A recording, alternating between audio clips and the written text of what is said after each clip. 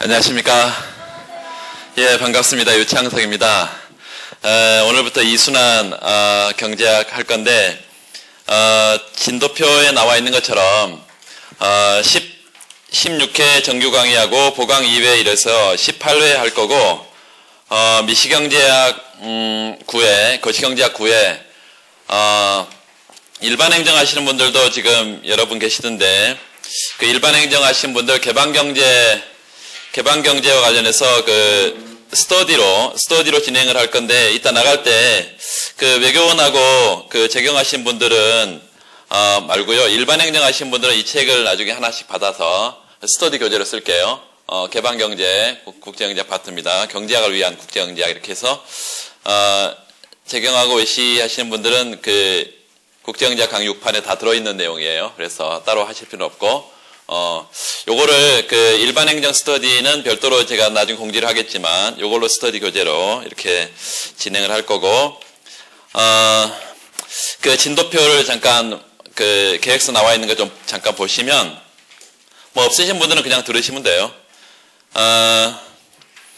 시험은 거기 나와 있는 대로 월수금이니까, 복습 시험으로 오늘 화요일이니까 내일 수요일부터, 6시부터 7시까지 1시간 복습 시험으로 진행을 할 거고, 그 다음에 그 시험을 보면 그 다음날 바로 참석을 하겠습니다. 그 다음날 오후에 그 시간을, 사이즈가 뭐 그렇게 크지 않아서, 전부 다 개별적으로 다 참석을 할 수 있을 것 같고, 그 합격생도 와서 그 더블 체크를 할 겁니다. 그래서 합격생한테 여러분 궁금한 것도 있을 거고, 그 다음에 저하고 1대1로 다 개별 참석을, 다반 참석을 할 거예요. 그렇게, 수업을 하는 동안에는 그렇게 이제 다반 참석을 많이, 진행을 할 거고, 그 다음에 그, 주말에 그, 일요일 저녁에 지금 스터디를, 한 팀을 하고 주중에 한 팀하고 이렇게 하겠습니다. 행시하고 외교원을 분리해서. 그리고 외교원 스터디는, 이 GS 이순환 기간 동안에는, 최소한도로 하고, 그 다음에 끝나면서 오전에 외교원 스터디를, 계속 진행을 하겠습니다. 외교원은, 경제학, 국제경제학 이렇게 이어서 계속 진행을 할 거고, 여기 하시는 분들은 그, 시험 1차 전까지, 뭐 아주 본격적으로 1차가, 하기 뭐 2월, 그때 전까지는 계속 진행을 할 거니까, 그렇게 생각을 해주시면, 경제학에 관한 한, 경제학, 국제경제학은, 통합까지 전부 다 외교원 같은 경우는 믿고 따라오시면 작년에 했던 그 순환 강의에서 다들 뭐 큰 과업 없이, 다 잘 했어요. 이번에 합격도 많이 했고, 그렇게 하고, 그 행시 스터디는 그 일반 행정은 요걸로 진행을 하니까, 재경은, 다반 첨삭 위주로, 진행을 할게요. 따로 진행을 하고, 그 일반 행정하고 외교원은 분리해서 이렇게 스터디를 진행을 할 거니까, 구체적인 일정은 오늘 그, 여러분 의견도 좀 듣고 해서, 내일 공지하도록 이렇게 하겠습니다. 그리고 그 강의 교재가 있는데요. 그 교재는, 가능한 이번 이순환은, 제가 거기 공지되어 있는 것처럼 많이 문제풀이를 많이 할 거고, 기출 문제 위주로 많이 문제를 풀겠습니다. 그래서 거기 안에 문제가 많이 들어있는데, 추가 문제도 나갈 거고, 하여튼 그래서 기출 문제를 많이, 풀겠습니다.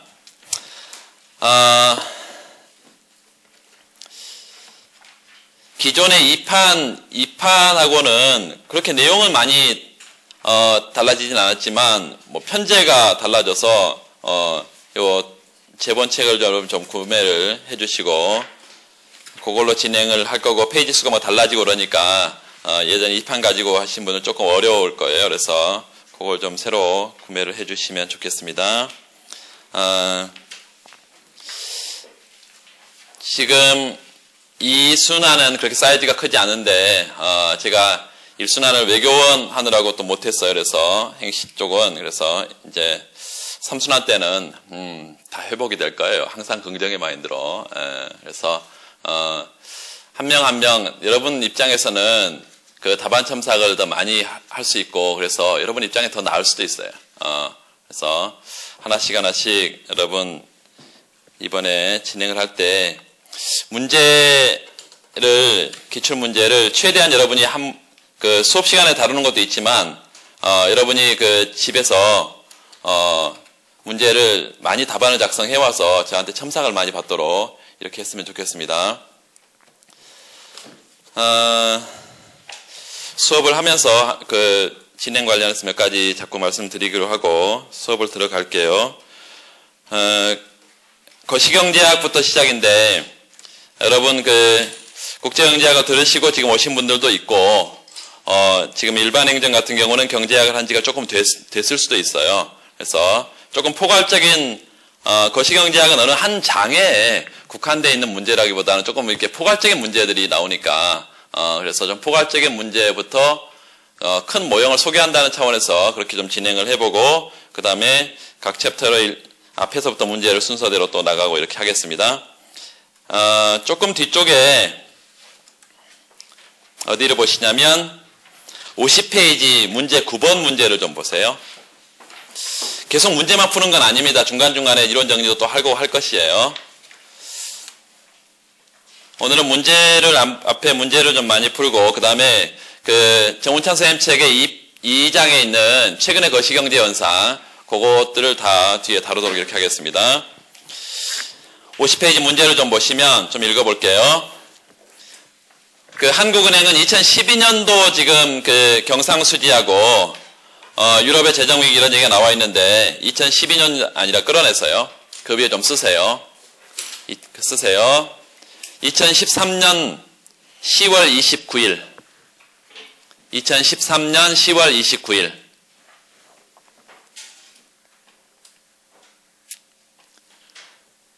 한국은행은 지난달 9월 경상수지 흑자 규모를 한국은행이 지난달 9월 경상수지 흑자 규모를 66억 달러로 집계하고 있습니다. 66억 달러. 지난달 9월 경상 흑자 규모가 66억 달러다.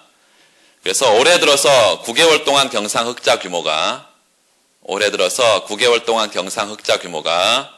488억 달러. 488억 달러이고 20개월 연속 흑자입니다. 20개월 연속 흑자다. 그래서 정부의 전망치로는 올해 2013년 한 해 동안 약 600억 달러의 경상 흑자를 볼 걸로 예측을 하고 있습니다. 600억 달러 경상 흑자를 연말까지 볼 거다라고 예측을 하고 있다. 지속적으로 한국 경제는 경상수지 흑자다. 그리고 가장 최근 데이터입니다. 그게. 그 점 적어두시고.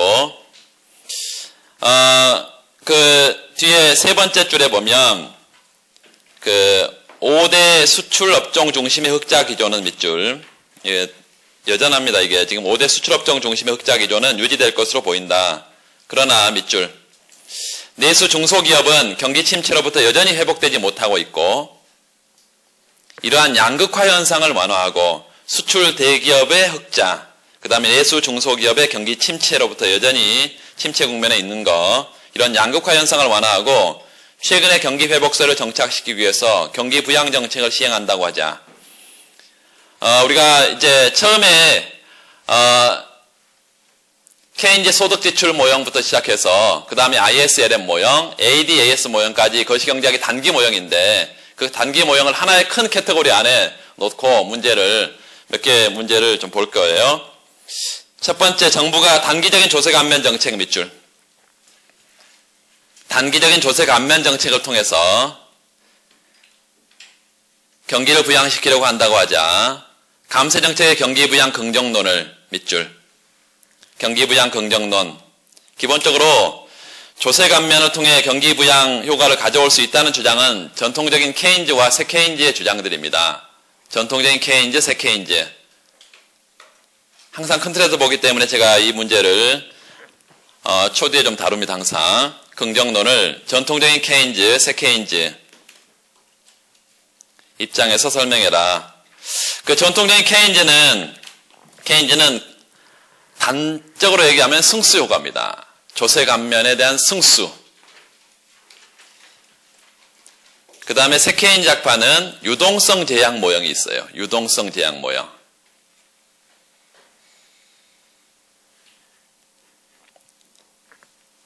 이게 다 경기부양 효과가 있다는 것입니다. 두 번째, 경기부양청으로서 조세 감면 정책의 한계 밑줄. 조세 감면 정책의 한계. 이거는 그 상대편에 있는 고전학파와 새고전학파의 주장들입니다. 그런데 그 고전학파의 밑줄 긋고, 고전학파는 조세 감면 정책이 총수요를 증가시키는 승수 효과가 발생한다 하더라도 이자율 상승이나 물가 상승으로 완전히 구축된다는 구축 효과를 주장합니다. 구축 효과. 그리고 새고전학파는 리카도 대등정리입니다. 리카도 대등정리. 그래서 기본적으로 크게 학파 간의 논쟁 부분을 우리가 한번 정리하고 그리고 세부적으로 하나씩 들어가겠다는 거예요. 크게 한번 큰 그림을 한번 그리고 그 다음에 세부적으로 들어가겠고, 제가 처음에 다룬 문제들은 조금 이제 크게 스크린하는 문제들이 많아요. 그래서 첫 번째 지금 볼 거는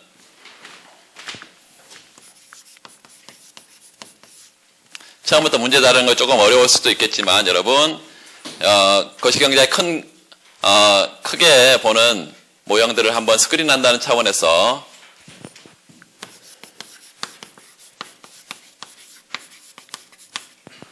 이 조세 감면 정책이 경기를 부양시키냐, 이거에 대한 긍정하는 견해와 부정하는 견해들이 있다.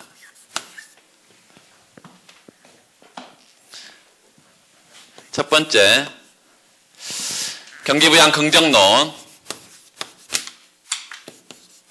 경기부양의 긍정론, 전통적인 케인즈.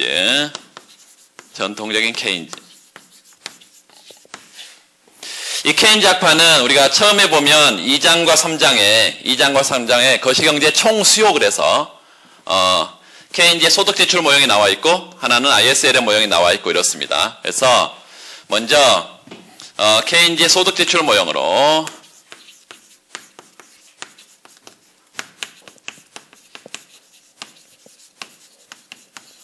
그리고 더 나가서 여기에 ISLM을, 여러분 거시경제학은 하나의 평면만 보통 그리지 않고 그래프를 횡으로 2개씩 그립니다. 이게 보기가 딱 좋아요. 그래서 ISLM 모형을 같이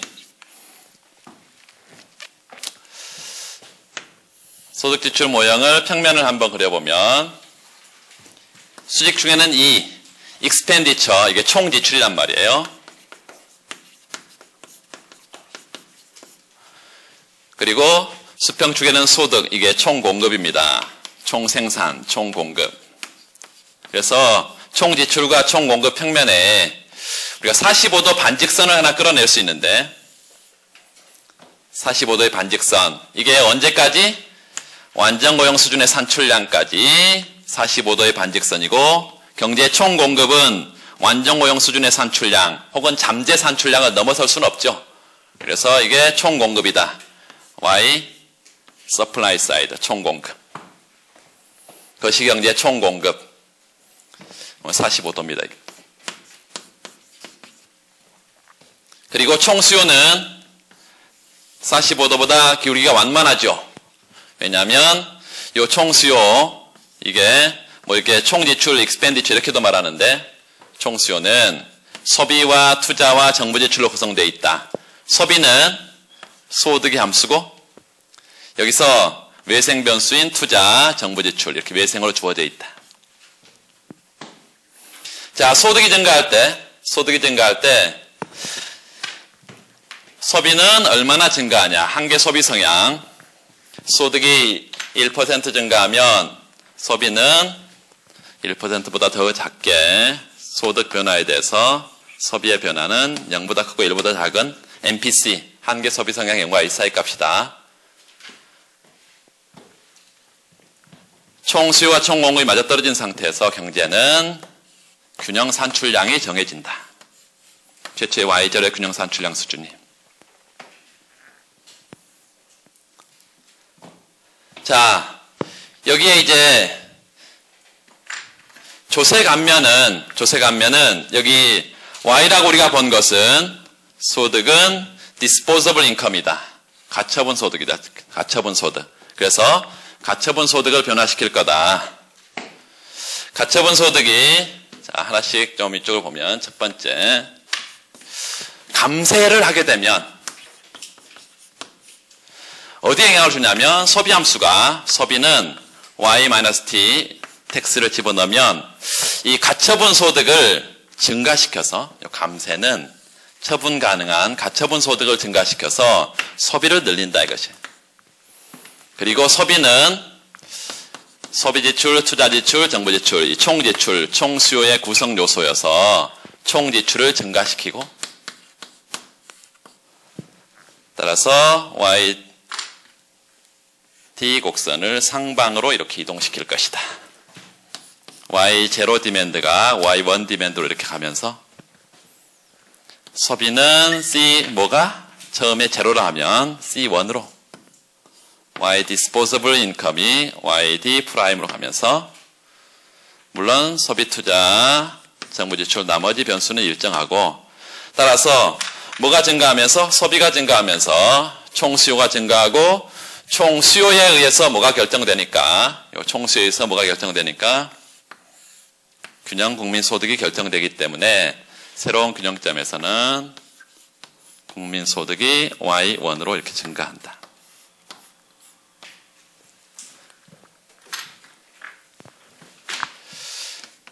결과적으로 이거는 총수요가 뭘 결정하는 수요만 있으면 얼마든지 공급이 따라지는 케인즈 효과를 반영한다. 세이의 법칙과는 달리 케인즈 법칙은 총 수요만 있으면 얼마든지 총 공급이 따라주기 때문에 총 수요가 공급을 create, 창출한다라고 말하고 이런 수요 증가가 바로 균형 국민 소득을 증가시키고 있다.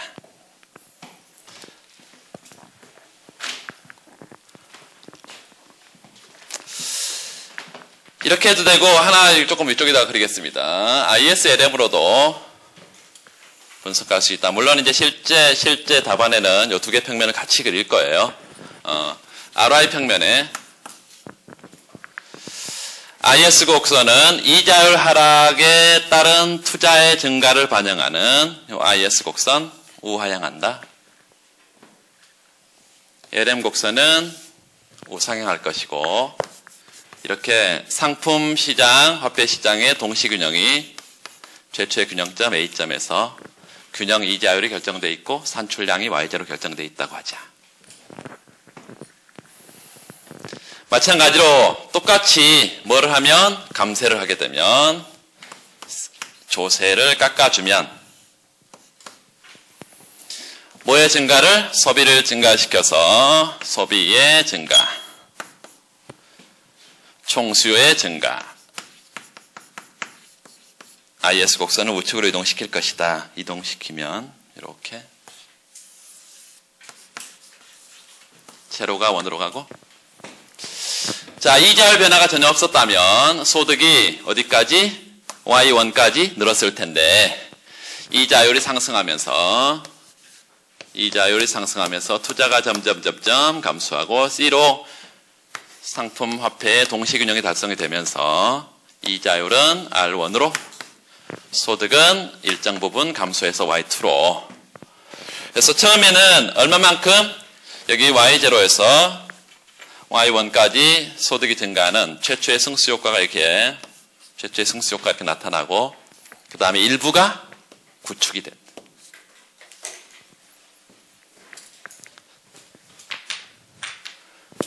소비의 증가가 승수 효과를 통해서 결과적으로 소득의 증가를 총수요 증가가 소득의 증가를 가져올 텐데 뭐의 변화에 따른 이자율 상승에 따른 크라우딩 아웃 이펙트가 구축 효과가 일부 나타난다. 이자율 상승에 따른 투자 구축. 투자가 감소하는 투자 구축.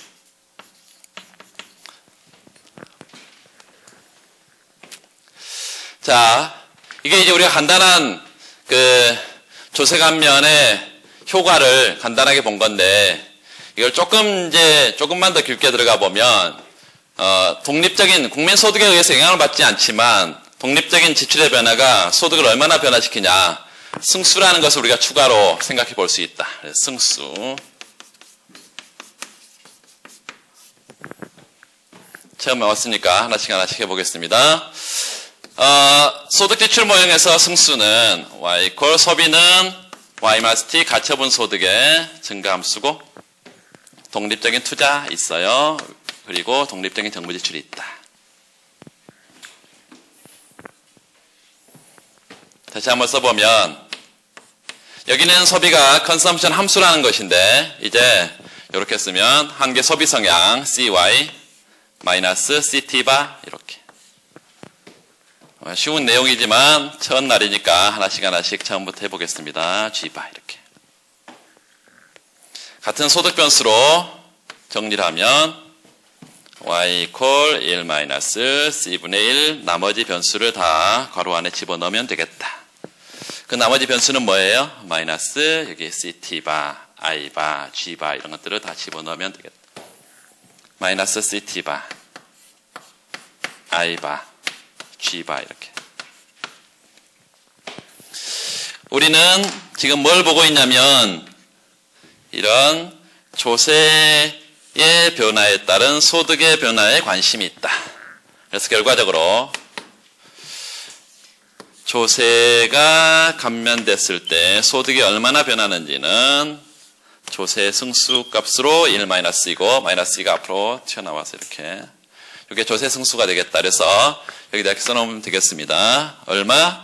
소득의 변화는 얼마나 변한다고요? 조세 승수만큼 1-c분의 -c 델타 t만큼 이렇게 소득이 변한다. 조세 승수의 크기만큼 소득 지출 모형에서는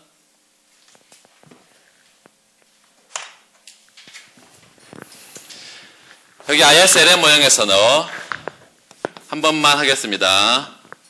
ISLM 모형, 투자 승수, 정부 지출 승수, 조세 감면 승수, 그리고 재정 정책, 화폐 정책을 전부 다 우리가 수식으로 간단하게 표시할 수 있죠. 그래서 승수를 한 번만 보면 IS 상품 시장 균형식은 어떻게 생겼냐면 y = 소비는 가처분 소득의 증가함수다. 플러스 투자는 여기는 이제 이자율의 감소함수고, 소득 지출 모형과는 달리 정부 지출은 외생으로 주어져 있다. 자, IS 곡선을 선형으로 좀 표시하면 CY -CT바 플러스 I바 플러스 G바, 이자율은 여기 이자율, 투자가 이자율 영향을 받는다. 마이너스 BR. 그래서 여기 C와 B를 이렇게 우리가 해놓읍시다. C는 한계 소비 성향이다. 앞에서 봤던 것처럼 소득의 변화에 따라서 소비가 얼마나 민감하게 반응하냐. 이게 한계 소비 성향이고, 그리고 B는 투자의 이자율 탄력도다. 투자가 이자율이 1% 늘었을 때 투자가 얼마나 민감하게 감소하냐. 투자의 이자율 탄력도. 여기는 소비의 소득 민감도, 소득 탄력도 이렇게 말할 수 있겠습니다. 그래서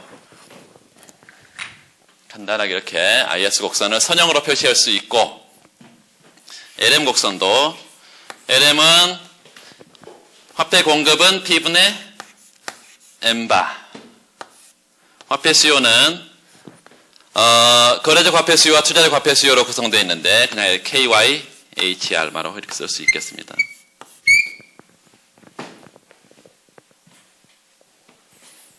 물론 K는 뭐예요? 화폐 수요의 소득 민감도, H는 화폐 수요의 이자율 민감도. 이렇게 또 말할 수 있고 똑같이 쓸 수 있겠죠. 옆에 써놓으시면 되겠습니다. 소득이 1% 늘었을 때 화폐 수요가 얼마나 느냐. 그 다음에 이자율이 1% 늘었을 때 화폐 수요가 얼마나 민감하게 반응하냐. 뭐 이런 형태로.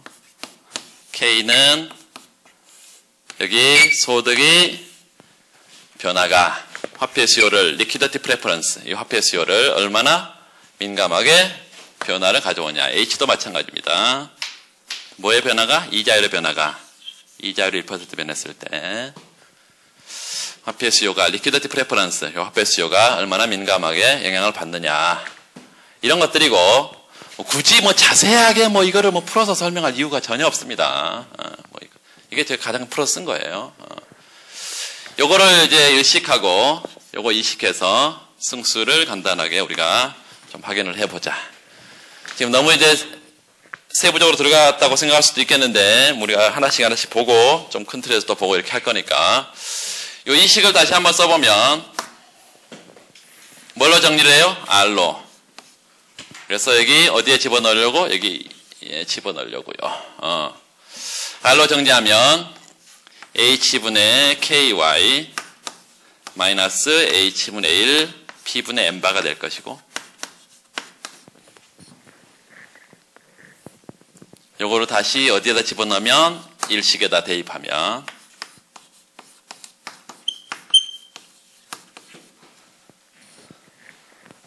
잘 안 보이시나요? 따라오시죠. 요걸 다시 일식에 대입하면 일식은 어떻게 쓸 수 있냐면 Y는 CY 마이너스 CT바 플러스 I바 플러스 G바 이렇게 될 거고 여기 BR 대신에 R 대신에 뭘 집어넣으면 여기 R을 집어넣어요. 마이너스 B R 대신에 H분의 KY 마이너스 H분의 1 P분의 M바 이렇게 될 거고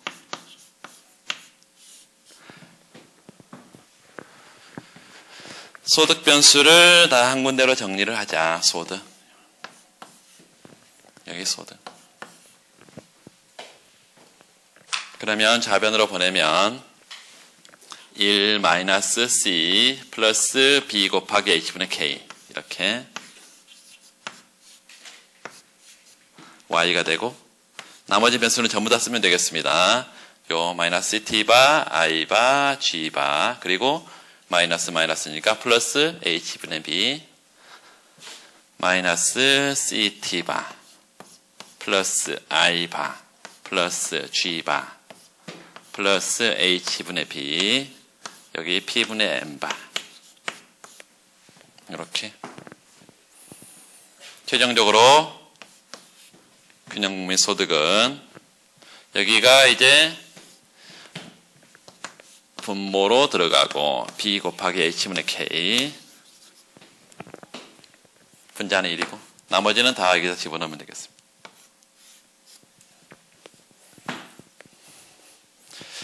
자, 집어넣으면 여기 마이너스 CT바 플러스 I바 플러스 G바 여기 플러스 H분의 B P분의 M바 이렇게 될 거고 우리는 뭐 하려고 이렇게 ISLM을 통합을 했냐. 요게 조세가 변했을 때 소득이 얼마나 민감하게 반응하냐. 조세 승수를 찾으려고 우리가 이걸 지금 통합을 했다 이것이에요.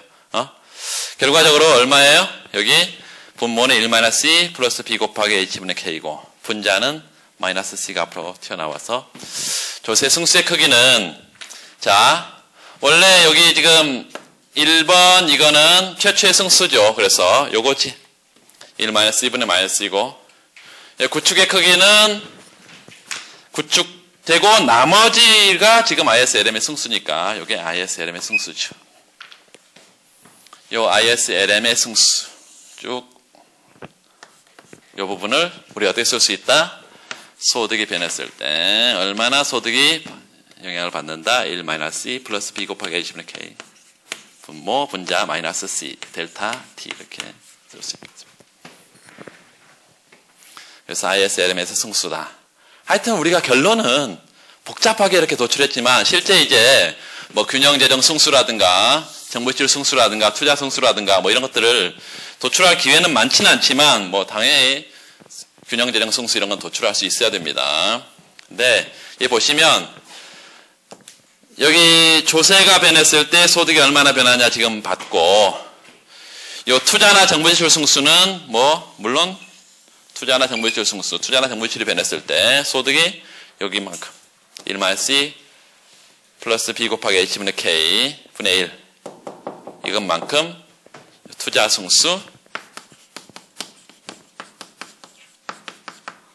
정부지출 승수 이렇게 할 수 있고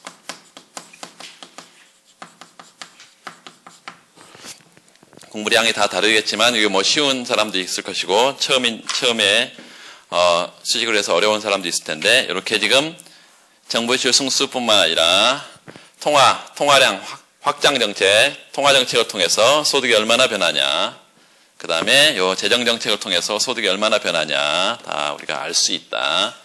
그리고 요새 이제 C값, B값, H, K값 이런 것들을 통해서 이제 특수한 경우에 ISLM을 가지고 IS가 기울기가 뭐 수직이라든가 LM이 수직이라든가 그리고 수평이라든가 이런 것들을 가지고 나중에 뒤에서 특수한 경우 ISLM을 가지고 정책 효과들도 분석할 수 있고 기본적으로 실제로 이제 경기부양 긍정론을 전통적 케인즈 모형으로 쓴다고 하면 이 소득지출 모형과 ISLM을 두 개 평면을 같이 그리고 승수 효과만 분석하면 된다. 승수. 그래서 조금은 길게 해봤지만 두 번째 경기부양의 긍정론이 이제 새 케인즈 학파의 주장도 있는데 그 1번, 2번 설문을 좀 무시하고 우리가 학파들의 이론 전개를 논쟁적인 구도로 한번 정리를 한번 하고 가겠습니다. 경기부양 부정론.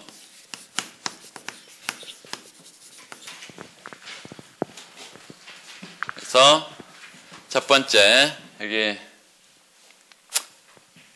부정론의 고전학파의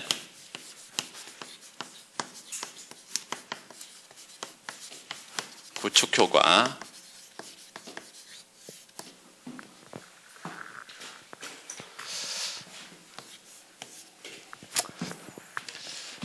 구축효과는 물론 그래프를 보고 간단하게 추가로 구축효과가 뭔지 또 보겠는데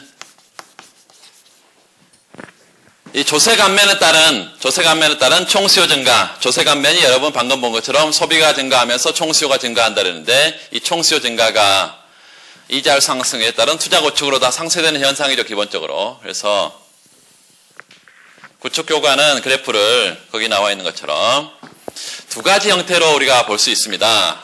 하나는 LM을 수직으로 보내버리는 거예요.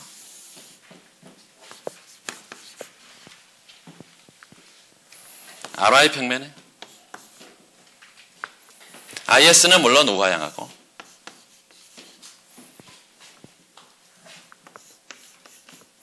이 LM을 수직으로 보내버린다는 것은 화폐시장 균형식이 이자율에 전혀 영향을 받지 않는다는 거예요. 화폐시장 균형식이 이자율에 영향을 받지 않는다. 기본적으로 언제 LM이 이렇게 생겼냐. LM이 수직의 형태는 고전학파의 화폐 수량설을 기초로 하면 그렇다. 화폐 수량설은 또 뭐냐?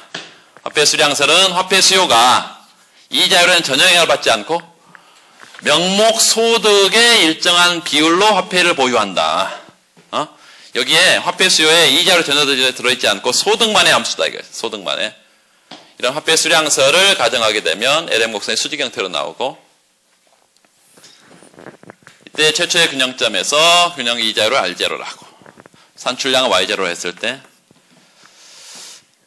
뭐가 변하면 조세가 감면되면 조세를 감면하면 어떤 곡선이 IS 곡선이 우측 갈 거고 우측 보내고 최초의 제로가 원으로 이렇게 우측 가고 그러면 최초 이자율 수준에서는 이만큼의 총 수요 증가니까 초과 수요가 있고 이 초과 수요가 점점 해소되는 과정에서 이런 점, 여기 B점, 여기 C점 이렇게 하면 이자율이 R1으로 상승하면서 투자가 감소하고 총 수요가 감소해서 최초의 조세 감면이 승수효과가 나타난다 하더라도 총수요 증가에 따른 승수효과가 나타난다 하더라도 이자율 상승에 따른 구축이 완전히 이를 상쇄시킨다. 총수요 증가를 완전히 상쇄시킨다. 그래서 정부의 확장 정책에 따른 공공부문의 지출의 증가가 이게 민간의 소비를 통해서 물론 간접적으로 나타나기도 하지만 이런 승수효과가 나타난다 하더라도 민간 부분의 이자율 상승이라는 구축에서 완전히 상쇄가 된다. 이게 구축 효과의 첫 번째 우리가 이 평면 하나면 충분하고 화폐 수량설이다. 두 번째 PY 평면에 AS를 수직으로 보내버립니다. 총 공급 곡선을 수직으로 보내버리면 된다. 이 총 공급 곡선의 수직의 형태도 언제 나타나는지 잠깐 볼 거고 요 총수요 곡선은 물론 이렇게 생겼습니다. 우하향한다. AD 곡선. 여러분 이론들이 하나씩 다 이게 떠올라야 됩니다. 자, AS가 수직인 경우는 왜 AS가 수직인가요?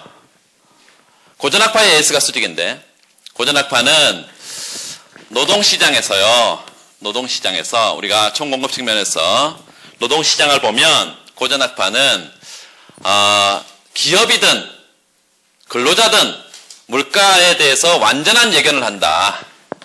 완전 예견.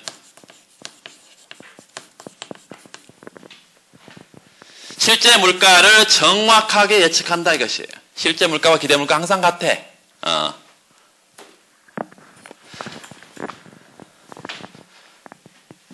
이게 노동시장의 완전 예견. 자, 총수요 곡선은 왜 이렇게 우하향하냐? 총수요는 고전학파의 총수요 곡선은 ISLM으로서 도출되는 게 아니라 화폐 수량설에서 도출됩니다. MV equal PY. 뭘로 정리하면 Y로 정리하면 P분의 MV.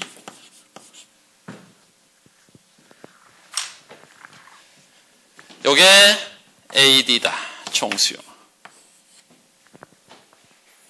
물가와 항상 반대다. 물가가 상승하면 총수요가 떨어지고 물가가 하락하면 총수요가 증가하는 이런 역의 관계고 직각삼각선의 형태다. 뭐가 주어져 있을 때? 통화량이 주어져 있을 때 그리고 화폐 유통 속도가 일정하다고 할 때 항상 역의 관계를 갖는다. 물론 요 총수요 곡선은 요 통화량이 변하거나 화폐 유통 속도가 변하거나 이러면 움직입니다. 시프트를 한다. 통화량이 팽창이 되면 AD가 우측 가고 통화량이 감소하면 AD가 좌측 가는 이런 형태로 시프트가 된다. 하여튼 우하향하는 총수요 곡선은 화폐 수량설에서 고전학파는 화폐 수량설에서 도출된다. 요거 여러분 케인즈처럼 도출하면 안 되고 고전학파의 화폐 수량설에서 도출된다.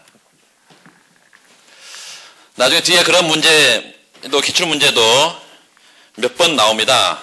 밀턴 프리드만의 화폐 수량설, 인플레이션 언제 어디나 화폐적 현상이다. 이걸부터 시작해서 고전학파의 기출 문제들이 있으니까 뒤에서 볼 거고 이 완전 예견도 노동시장에서 우리가 다 앞으로 하게 될 거니까 간단하게 우리가 생각을 해보고 갈 수도 있지만 좀스럽게 하나 그래 볼까? 노동시장에 되게 이게 명목임금이에요. 고용량이에요. 그러면 레이버 디맨드 어떻게 생겼어? P 곱하기 MPL이죠. 이거 뭐 도출 과정들은 물론 안 하겠습니다. 여기 노동 공급 곡선 이렇게 생겼어요. P expectation 곱하기 HL이. 노동시장 이게 균형인데 W0, L0. 물가가 변하게 되면 물가가 P0에서 P1으로 이렇게 변했을 때 이게 뭐죠? 물가 상승폭이지. 이게 물가 변동폭이죠. 이것만큼 정확하게 기대를 해. P0 expectation, P1 expectation으로 정확하게 이걸 기대를 하기 때문에 뭐의 변화가 전혀 없어요? 고용량 변화가 전혀 없고 명목 임금만 상승하지 고용의 변화가 전혀 없고 산출의 변화도 전혀 없을 거지. 그래서 물가 상승 시 물가가 상승할 때 아무리 물가가 상승해도 뭐의 변화가 없어요? 산출량의 변화가 없어. 이 산출량은 완전 고용 수준의 산출량이다. full employed 혹은 잠재 산출량이다. 이렇게 말했습니다. 이런 상태의 최초의 경제가 균형이고 그때 물가는 P0다. 이랬을 때 마찬가지 똑같이 조세를 감면하게 되면 소비가 증가하면서 총수요가 증가하고 AD가 AD 제로가 원으로 물가 상승에 의해서 완전히 다 상쇄가 됩니다.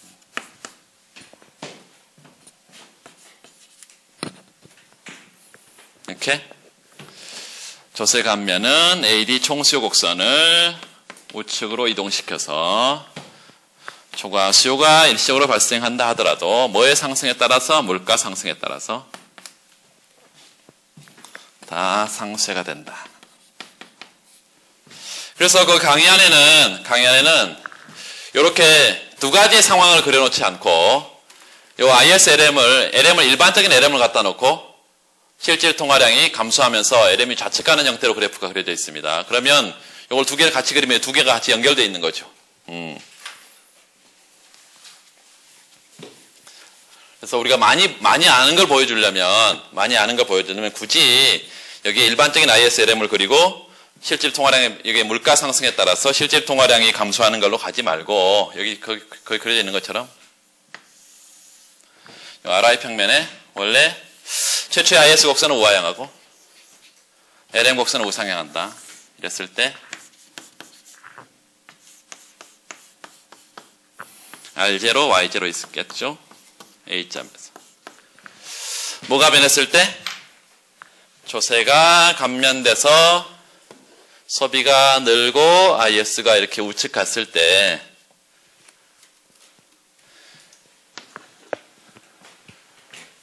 실질 통화량 이게 변한다면 P분의 M 실질 통화량이 여기 물가 상승에 따라 실질 통화량이 감소한다면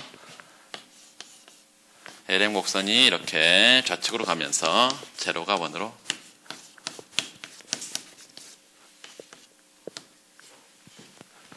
실질 통화량이 감소하면서 이렇게 간다면 이자율의 상승이 투자를 구축시키면서 총수요에 아무런 변화가 없게 된다. 소득에 아무런 변화가 없게 된다. 이게 또 구축이죠. 그래서 이렇게 두 개를 같이 그리면 구축이지. 아니면 요거와 요걸 따로따로 두 개 그려도 구축이죠. 각각 구축이지. 그래서 구축 효과를 우리가 기초를 좀 정확하게 하고 노동시장의 완전 예견이냐 화폐 수량설이냐 이런 거 기초를 좀 정확하게 하고 구축 효과를 쓰면 조세 감면 정책을 아무리 써봐라 총수요가 늘어도 이자율이나 물가 변화에서 완전히 구축된다. 고전학판이 이렇게 주장을 할 거다. 그래서 재정정책은 상대적으로 효과가 케인즈의 입장에서는 재정정책은 승수효과를 통해서 효과가 있을 건데 고전학파 입장에서는 다 구축이 되니까 효과가 없다. 재정정책은 상대적으로 케인즈의 입장에서는 효과가 있고 고전학파 입장에서는 재정정책은 무력하다. 이렇게 말할 수 있겠습니다.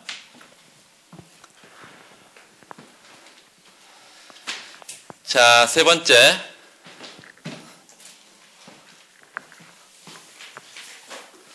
여러분 다 아시는 거예요. 첫 시간이 가볍게 한번 보시자.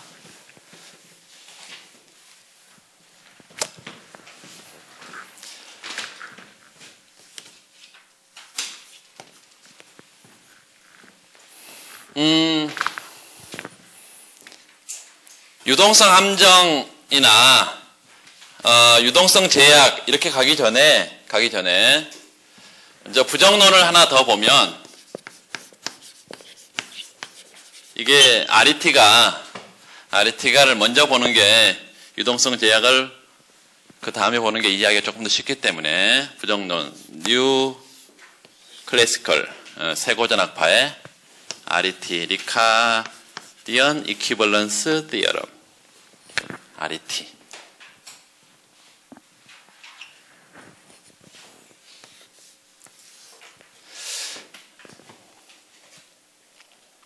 자, 처음에 리카르도 대등정리 의의를 간단하게 좀 보고 이 리카르도 대등정리 가장 중요한 과정들은 뭔가요? 가장 중요한 과정이 리카르도 대등정리 가장 중요한 과정이 정부 지출이 일정하게 주어져 있다. 두 번째, 이게 이제 다기간 소비 모형에서 나오는 거죠. 그래서 소비자는 현재의 소비만 고려하는 게 아니라 현재 소득에 기초해서 현재 소비만 결정하는 게 아니라 현재와 미래 소득의 총 소득을 가지고 평생 소득을 가지고 다기간 소비의 평준화를 추구한다. 그래서 소비자는 현재뿐만 아니라 미래까지 다 고려하는 미래 전망적인 합리 소비 주체다. 합리적인 소비자다. 이런 가정을 했을 때 정부가 재원 조달 방식을 변경하면 소비론까지 나온 거에 대해서 조금 어렵게 부담스러울 수도 있을 텐데 중요한 이론들을 여러분이 한번 스크린한다고 생각하고 하나의 주제를 가지고 모형을 가지고 먼저 어떤 주제에 쓸 건가 이걸 정리할 수도 있고 문제를 풀 때 아니면 주제에 어떤 모형대로 동원할 수 있을 건가 그런데 지금 후자로 지금 하고 있습니다. 이 재원 조달 방식을 먼저 정부 지출 재원을 조세로 재원을 조달하다가 조세를 깎아주고 대신 공채를 발행하게 되면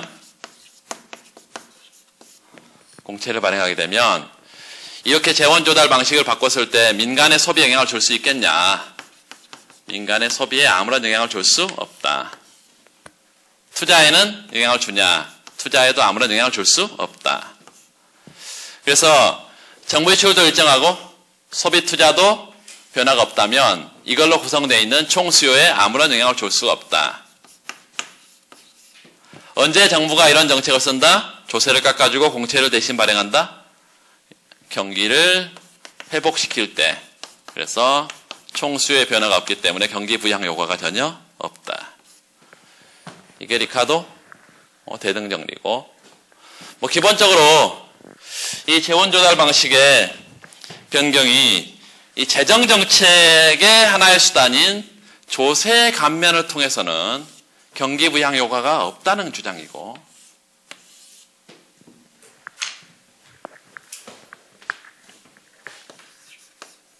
이걸 그래프로 좀 보면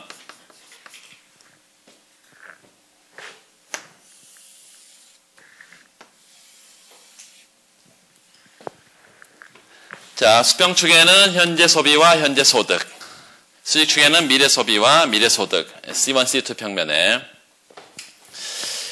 이 다기간 소비 모형에서 우리가 생각할 것은 소비자가 동태적인 효용 극대화를 추구하는 경제 주체다. 그래서 맥시마 유틸리티. 이 효용은 뭘로부터 온다? 1기 소비로부터 그리고 2기 소비로부터 온다. 요 1, 2기 소비로부터 효용이 오고 그 효용을 극대화하는 게 소비자의 행동 원리고 물론 선택 변수는 1기에 내가 얼마나 소비할지 2기에 얼마나 소비할지 결정하는 것이고 중요한 것은 많이 소비하면 소비할수록 좋겠지만 항상 제약이 있다는 것이고 이 제약이 평생 제약이죠. 평생 예산 제약이지. 평생 예산 제약은 1기 소비하고 C1 그리고 2기 소비의 현재 가치 1 플러스 R 할인했죠? 그래서 총 소비의 현재 가치 현가가 자신이 평생 벌어들이는 소득 범위 내에서 유지돼야 되지. 1기의 소득은 Y1 그리고 2기 소득은 Y2인데 물론 현재 가치로 환산을 해야 된다. 할인을 해줘야 돼. 1 플러스. 그래서 총 소득의 현가. 현재 가치 범위 내에서 소비가 유지돼야 한다는 이런 평생 예산 제약하에서 현재와 미래를 다 고려하는 동태적인 효용 극대화 혹은 소비의 평준화, 컨섬션 스무딩, 소비의 평준화를 추구하는 경제 주체다 이것이에요. 요거를 y1 플러스 1 플러스 r분의 y2 이거를 평생부 이렇게 프레젠트 밸류를 쓸 수 있고 이 소득을 미래는 전혀 안 쓰고 전부 다 현재 쓰면 이 점을 선택할 수 있다. 그러면 평생부 프레젠트 밸류 현재 전혀 안 쓴다. 전부 다 미래 쓴다. 그러면 평생부에 총부에 원금과 이자가 붙는다. 원금과 이자가. 우하향하는 이런 형태의 평생 예산 제약식이 있을 거고. 평생 예산 제약식. 초기 부전점을 중간쯤에 좀 가운데쯤 우측으로 갈 거니까 이제 부전점이 우측으로 갈 거니까 최초의 초기 부전점을 2제로 이렇게 합시다. 얼마만큼 처음에 갖고 있냐면 소득을 Y1에서 T1만큼 뺀 이 가처분 소득만큼 일기에 갖고 있다. Y1-T1만큼. 이기에는 얼마만큼 갖고 있어요? 이기 소득에서 예상소득에서 조세 납부하고 남는 이기 가처분 소득 갖고 있겠죠. 이 상태에서 처음에 이제 물론 자신이 갖고 있는 것보다 일기의 가처분 소득보다 더 적게 소비한다면 저축자가 될 것이고 더 많이 소비하면 차입자가 되겠죠. 그런데 처음에 저축자라고 우리가 한번 가정을 해서 이런 점에서 주어진 평생 예산 제약하에서 무차별선을 가장 바깥쪽으로 접할 때까지 밀어낸 이런 동태적인 최적화를 달성하고 있다 합시다. 그때 효용 수준은 I0 효용 수준을 누리고 있다. 그러면 이 소비자는 E0의 이니셜 인다우먼트 초기 부전점에서 일기에는 얼마만큼? C1의 스타만큼 일기에 소비하고 2기에는 C2의 스타만큼 2기에 소비함으로써 어떤 극대화? 동태적인 효용 극대화를 추구하고 있다. 동태적인 효용 극대화를 추구하고 있다. 이런 상태에서 어떤 점에서? A점에서. A점에서는 물론 이 무차별선의 접선의 기울기 MRS죠. 무차별선 접선의 기울기. 물론 C1, C2니까 간단하게 1, 2 이렇게 쓸 수 있고 MRS 1, 2와 예산선의 접선의 기울기 얼마? 프레젠트 밸류분의 1 플러스 R 프레젠트 밸류. 그래서 1 플러스 R 예산선의 접선의 기울기의 절대값. 이게 일치하는 동태적인 최적화 조건이죠. 이게. 동태적인 최적화 조건 하에서 동태적인 효용 극대화를 달성하고 있다. 조세를 깎아주면 여기 책에는 Y1-T1의 가처분 소득을 T1 전체를 깎아준다. 그러면 일기의 가처분 소득이 늘겠죠. 얼마로? Y1으로 이렇게. 2기에는 Y2-T2 원래 이게 가처분 소득인데 1기에 T1만큼 깎아줬어. 여기 T1만큼. 그러면 2기에는 요 T1 조세를 감면하면 항상 정부출 일정한 상태에서 조세를 깎아주면 뭐가 부족해요? 재원이 부족하잖아. 일정하게 예를 들어서 이게 정부출이 100억인데 조세를 그동안에 100억 걷어서 조세를 정부출 재원을 주다가다가 이제 조세를 10억 깎아줬어. 그러면 10억이 부족하잖아, 재원이. 그래서 공채를 항상 발행한다. 조세 감면에 따른 공채 발행, 적자 재정 정책이다. 이거. 그래서 일기에 뭘 하게 되면 조세를 깎아주면 나중에 그거 깎아준 것만큼 공채를 발행하기 때문에 공채 원금과 이자를 누가 내야 된다? 민간이 내야 된다. 이것이. 그래서 민간의 소득 가운데 이 공채 T1만큼 발행된 공채의 원금과 이자를 내야 된다. 이것이. 이런 점으로 이 원점으로 새로운 부존점이 바뀌게 되고 중요한 것은 이렇게 가처분 소득이 Y1-T1에서 Y1으로 가처분 소득이 증가해도 이 RET의 주장에 의하면 뭐가 전혀 변하지 않는다? 소비가 전혀 동태적 효용국대화점인 소비가 전혀 변하지 않는다. 그 이유를 간단하게 써놔야죠. 두 번째. 여기 지금 이런 효용국대화를 동태 효용국대화를 추구하는 소비자다. 그런데 조세를 감면해줬다. 대신 공채를 발행했다. 조세가 깎아주고 공채를 발행했다. 그러면 민간은 조세 감면에 따른 Y disposable income, 가처분 소득의 증가를 경험하겠지만 이 가처분 소득의 증가를 소비로 연결시키지 않고 저축의 증가로 연결시킨다. 민간이. 왜 소비는 변화시키지 않고 저축을 연결시키냐. 이게 중요한 거죠. 소비가 변화하지 않고 저축이 증가하는 이유가. 공채를 함께 조세 감면과 함께 발행된 공채를 이거를 자산으로 인정하지 않기 때문이다. 공채의 자산성을 부정한다는 거예요. 공채의 자산성을 부정한다. 공채는 미래에 원금과 이자를 더 달라는, 항상 공채는 원금과 이자 뒤따르기 때문에 이거의 발행은 미래에 세금을 더 걷겠다는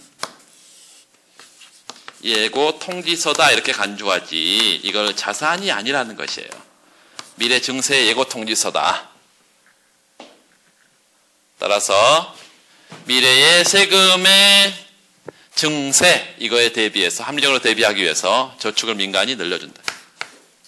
소비의 변화는 없고.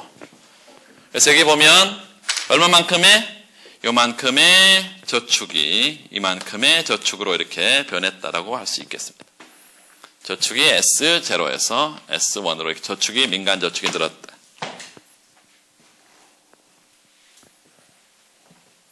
소비의 변화는 전혀 없다. 따라서 소비의 변화가 없기 때문에 총수의 변화가 없고 경기부양 효과가 없다라고 결론을 낼 수 있고,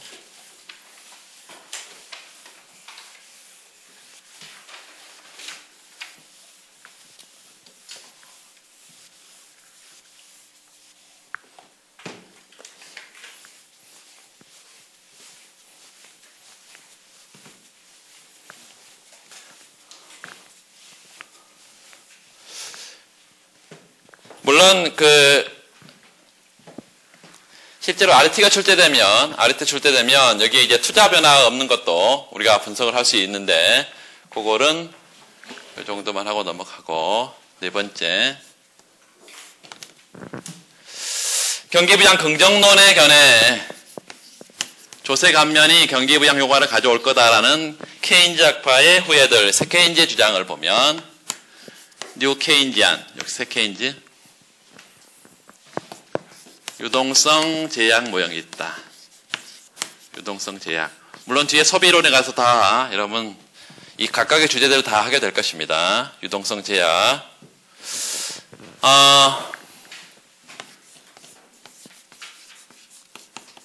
그래프를 좀 보고. 유동성 제약은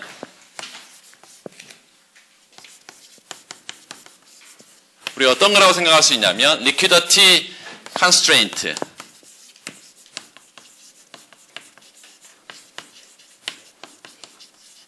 유동성 제약 혹은 borrowing constraint, 빌리는 데 대한 제약이라는 거예요. 여러분 오해해서는 안 되는 게 여기서 우리가 새 고전학파에 뒤어 나오는 새 케인즈, 새 고전학파의 아주 중요한 주장들인 모든 소비자가 현재뿐만 아니라 미래까지 다 고려하는 동태적인 최적화를 추구한다는 거 당연히 이거 받아들입니다. 그리고 그 소비자들은 합리적인 소비자이기도 해요. 이걸 부정하지는 않습니다. 미래 전망적인 합리적인 소비자이면서 동태적인 최적화를 추구하는 소비자다. 그럼에도 불구하고 소비가, 일기 소비가 제약이 있다. 어떤 제약에? 일기 가처분 소득의 범위를 넘지 못하는 제약이 있다는 거예요. 일기 가처분 소득의 범위를 넘지 못한다. 이거 이상 소비할 수가 없다. 빌리지 못하니까. 자신이 갖고 있는 소득만큼밖에 소비를 못한다 이것이에요. 최대한 소비해도.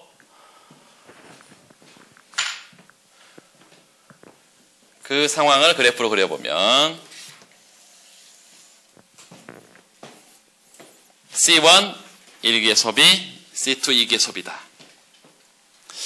평생 예산 제약식을 똑같이 점선으로 하나 표시해 봅시다. 이렇게 점선으로. 초기 부전점을 좀 중간쯤에 여기에 표시를 해보면 이제로점에서 이 소비자는 1기에 얼마만큼의 소득을 갖고 있었어요? 똑같이 Y1-T1만큼 T1만큼 조세내고 소득을 이만큼 가처분 소득을 갖고 있었어. 얼마든지 저축할 수 있다면 이런 구간에서 선택할 수 있고 얼마든지 차입할 수 있다면 이런 구간에서 선택할 수 있겠죠. 그런데 차입이 불가능하다. 그래서 이렇게 소비 가능 집합이 제약을 받는다. 소비 가능 집합이 제약이 돼 이렇게. 물론 2기의 소득은 요 이 제로점에서 Y2-T2겠죠. 2기 가처분 소득이지 이렇게. 2기 가처분 소득이다. 이게 초기 부전점이 이 제로점이에요. 소비를 어디서 하게 되냐면 최초에 어떤 점에서 요 이 제로점에서 초기 부존 상태이면서 이니셜 인다우먼트 초기 부존 상태이면서 동시에 최초의 소비점이기도 합니다. 왜 저축 구간에 있지? 왜 차입 구간에 있지? 둘 다 아닌 초기 부존점에서 소비를 하냐? 차입은 전혀 불가능한 상태에 있고 유동성 제약하에 있는 소비자는 무차별곡선의 형태가 항상 이렇게 가파른 형태로 나옵니다. 왜 이렇게 가파른 형태로 나오냐면 여기에 무차별곡선의 접선의 기울기를 우리가 이렇게 표시해 볼 수 있어요. 이렇게. 여기가 MRS다. 미시경제 안 하고 왔기 때문에 간단하게 설명을 좀 드리면 이 MRS C1, C2 이렇게 MRS 1, 2인데 유동성 제약하에 있는 소비자는 이거가 어떤 형태로 우리가 해석을 해야 되냐면 MUC2분의 MUC1 항상 어떻게 설명을 하냐면 제가 분모로 평가한 분자의 한계 효용이다. 다시 말하면 C2로 평가한 C1 한 단위 추가 소비가 가져다주는 효용의 정분이죠. 마지널 유틸리티니까 효용 정분이다. 이게 MU2분의 MU1이라는 거예요. 이 분모로 평가한 C2로 평가한 미래 소비로 평가한 분자의 현재 소비 한 단위 추가 소비가 가져다주는 효용 증가분이라고. 이게 시장의 객관적 이자율보다 물론 높습니다. 유동성 제약하에 있기 때문에 현재 소비가 현재 가처분 소득을 넘지 못하는 유동성 제약하에 있기 때문에 현재 소비 한 단위를 늘리는 게 효용의 증가분이 시장에서 현재 소비 한 단위 늘리기 위해서 빌리는 값보다 훨씬 더 높다고. 시장의 이자보다. 이것도 모든 유동성 제약하에 있는 소비자의 공통적인 특징이다. 이것이 이게. 그래서 이런 상태에서 뭐를 조세를 깎아주면 요 Y-T1이 Y1으로 바뀌면서 유동성 제약이 완화가 된다. 이렇게 유동성 제약이 완화가 되고 이렇게. 소비 가능 집합이 커지죠. 이런 점을 2원점 무차별곡선을 2원점을 지나는 이런 형태의 무차별곡선 하나 더 표시해 볼 수 있겠고 I0 효용 수준이 I1의 효용 수준으로 증가하면서 중요한 것은 처음에 C1 스타만큼 소비를 했고 요 C2 스타만큼 소비를 했었는데 뭘로? C1 프라임으로 일기 소비가 늘는다는 것이지. 그래서 요 소비가 증가하면서 경기 부양 효과가 있다.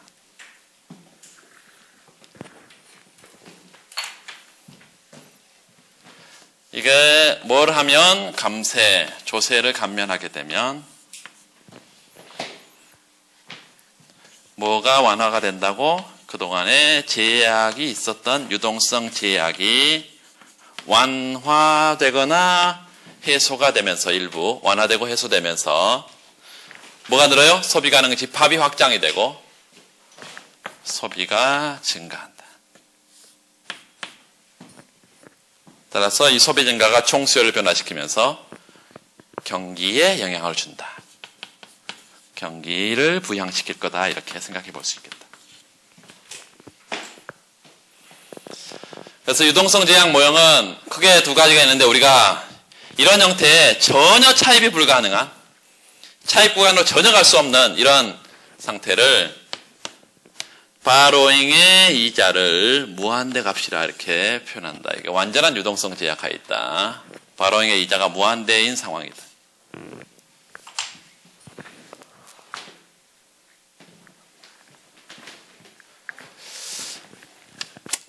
거기 몇 군데만 더 체크를 하면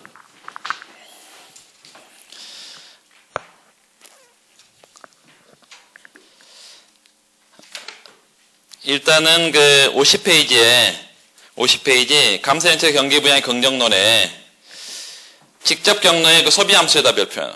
소비함수. 소비가 가처분 소득의 증가함수다. 따라서 소비는 밑줄. 가처분 소득의 함수로서 감세는 가처분 소득을 증가시켜서 독립적인 소비를 증가시킨다. 이 독립적인 소비 증가는 추가로 밑줄 의도된 지출을 증가시키고 이게 승수를 통해서 총수요를 팽창시키는 이런 효과가 있다.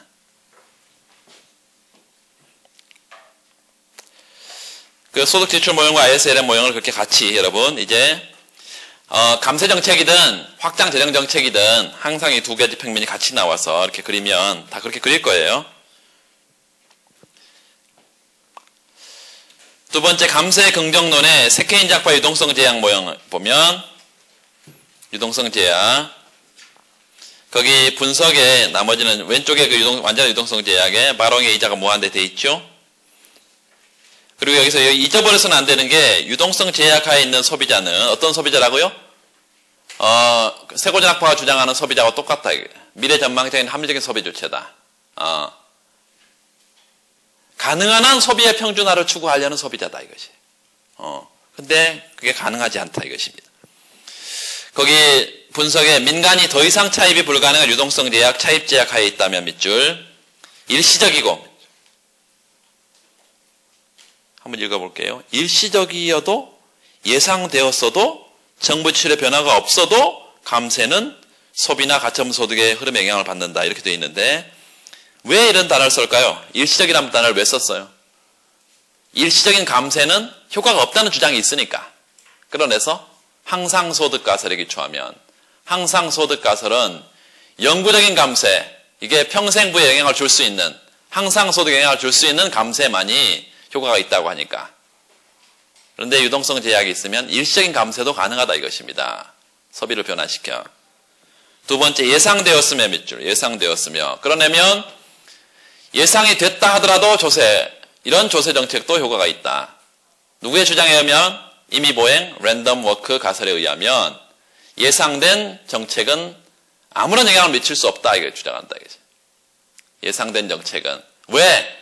예상된 정책, 예상된 충격은 이미 소비 함수에 다 반영이 됐기 때문에 미래 소비에 영향을 줄 수 없다는 거예요. 그런데 그래도 예상됐어도 유동성 제약이 있으면 영향이 있다고 하고 정부 지출 변화가 없는 밑줄.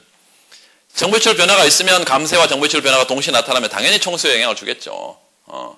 그래서 정부 지출 변화가 없는 감세 정책을 할지라도 영향을 받게 된다. 그래서 그에 따라서 써놨습니다. 미래 전망적인 합리적인 소비자 이 단어가 들어가야 됩니다. RET에 의하면 미래 전망적인 합리적인 소비자이기 때문에 감세가 아무런 영향이 없다라고 했는데 그렇지 않다 이것입니다. 넘어가시고 거기 뒤에 그 RET에 그거를 밑으로 그렸어요. 조세를 공채로 대체하는 정책. 조세 깎아주고 대신 공채 발행하는 이걸 전형적인 적자 재정 정책이라 이렇게 부릅니다. 적자 재정 정책. 이게 민간의 소비에 영향을 주는 평생부와 이자율을 변화시키지 못하기 때문에 거기 밑줄 그어주세요. 감세 정책은 소득의 흐름을 2원에서 2T로 변화시킨다. 요거예요. 이거 설명하는 과정에서 반드시 빠지지 않아야 될 게 아까 이제 이런 것들인데 아까 말씀을 다 드렸는데 여기 2제로에서 2원으로 가는 것은 평생부 자체를 변화시키는 건 아니죠. 그런데 2기와 1기 소득의 흐름은 변화시키지. 이걸 소득의 평균적인 흐름의 변화는 있다라고 말합니다. 소득의 평균적인 흐름의 변화는 있다. 그런데 평생부는 변하지 않는다. 평생부는. 그래서 소비함수가 여기서는 어떤 소비함수예요? 소비함수가 뒤에서 나중에 보겠지만 이자율과 평생부의 함수고 이렇게 이자율이나 평생부에 영향을 주지 못하면 소비의 변화점이 없다 이것입니다. 모든 미래적인 소비 함수를 하나로 이렇게 쓸 수 있죠. R, present value. 그 다음에 그 고전학파 구축효과, 아까 구축효과를 두 개로 쓸 수 있다 그랬는데 그 AS가 수직으로 되어 있는 LAS 수직 이 근거를 노동시장의 완전 재개선에서 찾았어요. 그 AD 옆에다가 MV equal PY 써놓고 화폐 수량설의 기초에서 총수요곡선을 도출한다. 항상소득 가설 밑줄 일시적인 감세 정책의 무력성. 일시적인 감세의 무력. 밀턴 프리드만은 케인즈의 소비 함수가 뭘 고려하지 않고 있다? 미래 전망적인 소비자의 행동을 고려하지 않고 있다. 그래서 소비자는 장기적인 전망에 의해서 이루어질 뿐만 아니라 밑줄 그어놓으세요. 평생부의 일정 부분으로 소비가 결정된다. 거기 소비 함수에 다 암기를 해야 됩니다. 박스를 치고 당연히 이거 도출할 수 있어야 되고 그 밑에 그 도출 과정은 안 나왔는데 YP는 항상 소득이며 프레젠트 밸류는 평생부의 현재 가치다 이렇게 되어 있는데 거기다 도출 과정을 써놓으세요. 소비 함수는 이거는 permanent consumption이죠. 항상 소비라는 것은 permanent income, 항상 소득의 일정한 비율로 소비가 이루어진다.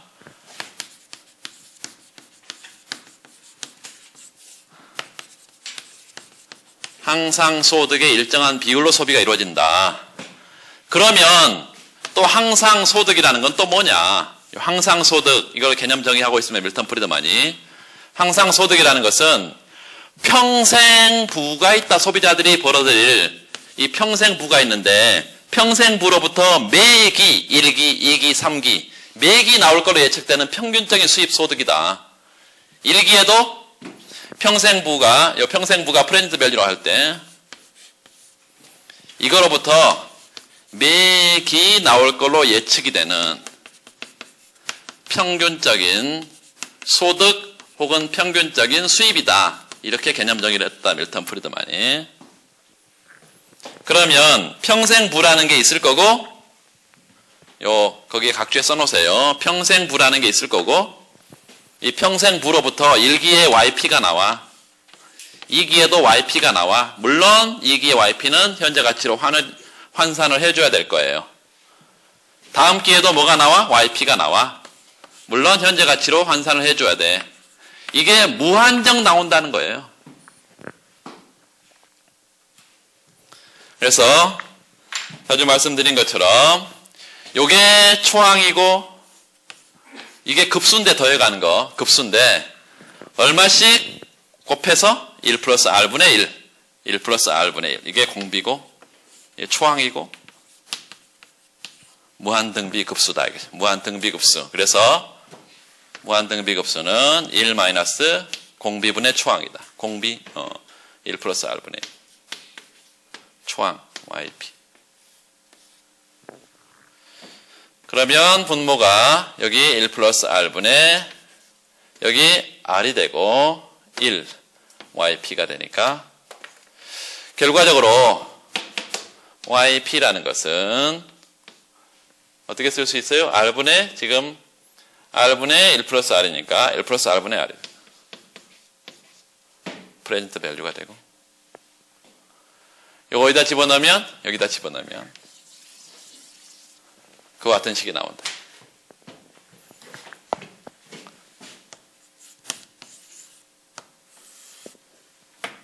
1 플러스 R분의 R, 프레젠트 밸류. 이렇게. 그래서 이 밀턴 프리드만의 항상소득 가설에서 소비함수, 물론 여러분 이거 암기하고 있어야 됩니다.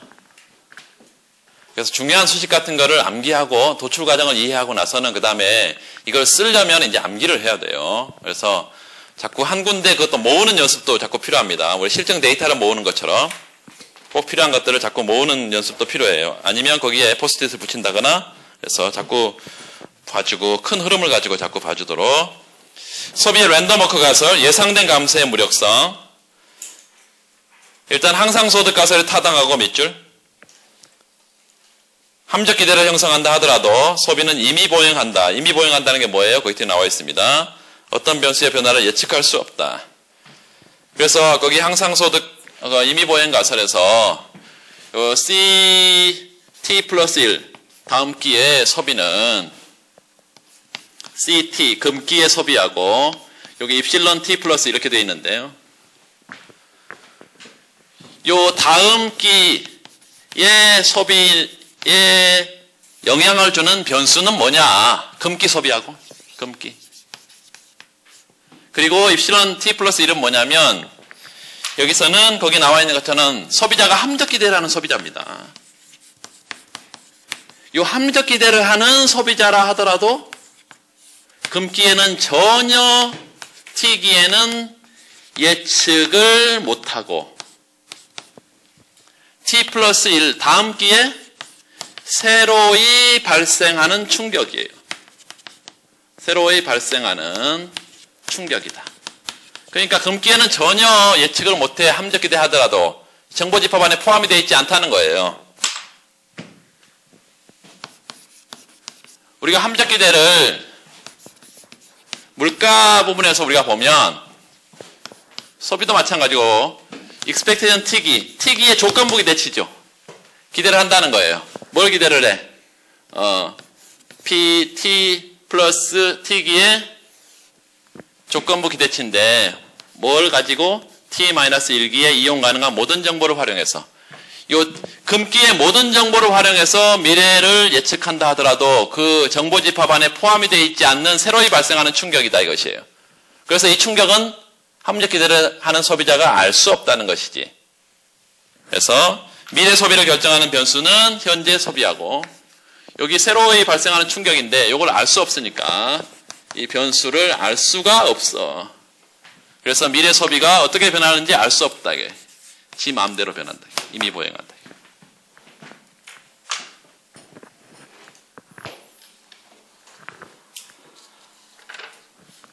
쭉 흐름을 간단하게 좀 봤고 앞에서부터 조금 이제 넘어가면서 보겠습니다.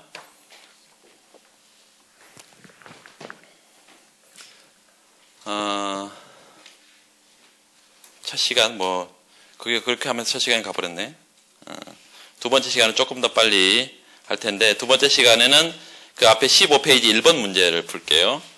일반 행정에서 나오는 개방경제 문제인데 여러분 개방경제 공부한 사람들도 상당히 어렵게 느껴질 거예요. 아웃소싱 문제입니다. 잠깐 쉬고 하겠습니다.